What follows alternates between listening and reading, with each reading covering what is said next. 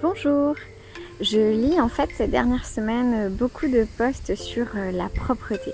Alors c'est certainement dû à la petite pression de la rentrée scolaire, mais voilà, j'avais envie de parler un petit peu de ce sujet parce que ça va être même à discuter tout au long de l'année. Je souhaite parler à travers ça de tous ces termes qui ne sont pas si anodins dans le quotidien de l'enfant. À la place par exemple d'apprentissage, nous pouvons dire plutôt acquisition, parce qu'en fait c'est une étape de développement. Ce n'est pas un apprentissage de la propreté, c'est vraiment une étape dans la construction de l'enfant. À la place de propreté, nous pouvons dire plutôt continence, parce qu'en fait l'enfant n'est pas sale ou propre, il est continent ou incontinent. À la place des petits noms comme nénette, pépette, zizi, nous pouvons dire les vrais mots qui sont plutôt le pénis et la vulve, pour éviter en fait tout cet aspect un peu tabou, un petit peu familier, et puis pour donner les vrais noms, pour donner les bonnes informations à l'enfant. En fait, l'acquisition de la continence est une affaire en fait très personnelle de l'enfant. C'est très individuel.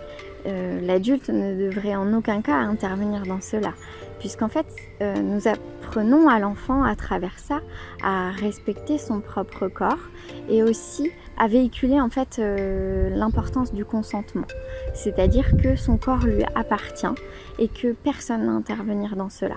Donc il a le droit de dire non, de ne pas être d'accord pour aller aux toilettes ou sur le pot, mais voilà, c'est son choix et c'est son développement personnel.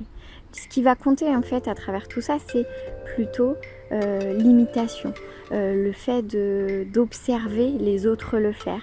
Voilà, il va reproduire, imiter, et c'est comme ça que son développement va avancer.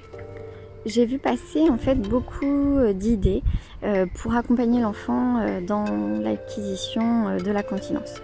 Donc j'ai vu par exemple l'idée de mettre des gommettes pour que voilà, une fois que l'enfant a été aux toilettes, qu'il puisse en fait noter qu'il a été aux toilettes.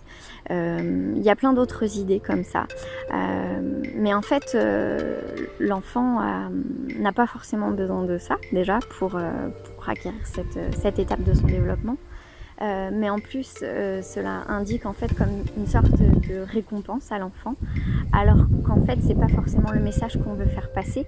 Le fait d'aller aux toilettes n'est pas une récompense, enfin on n'a pas besoin de récompense en fait, c'est un développement normal, et donc voilà, il n'y a pas forcément besoin de cette étape, c'est son rythme physique, biologique et psychologique aussi qui va faire que l'enfant va acquérir cette étape. Donc nul besoin en fait de motiver en fait cela. Sa motivation sera personnelle en fait. J'avais envie d'éveiller votre curiosité à travers cette vidéo sur les mots, les gestes que l'on a au-dessus de la tête de l'enfant, envers l'enfant, pour un petit peu se questionner autour de tout ça. Donc gardez à l'esprit que l'enfant grandit à son rythme, que nous ne lui apprenons pas à marcher, donc voilà, c'est une étape aussi de son développement comme la marche, et que l'enfant acquérira cela progressivement quand il se sentira prêt physiquement et psychologiquement. Voilà, je vous dis à très bientôt et à une prochaine vidéo. Au revoir!